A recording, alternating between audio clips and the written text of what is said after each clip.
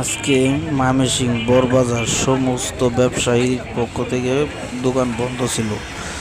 কিন্তু এই যে জানুয়ারির প্রথম দিনে জানোয়াররা এই ফটকা তারাবাতি আতশবাজি 400 থেকে 500 টাকার বান্ডিল এটা বেচতেছে 1000 টাকা, সিন্ডিকেট করতেছে। এটা অবৈধ বাহের বৈধ সন্তানরা এই কাম করতেছে, পুরা সিন্ডিকেট করতেছে। আর ময়মনসিংহ চক বাজার বড় বাজারে এনে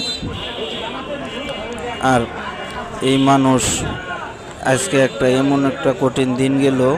এই দিনে সরকারের পক্ষ থেকে এই যে কথা কইলো যে আতশবাজি করা যাবে না, তেও মানুষ মানে না। এটি হলো আওয়ামী লীগের,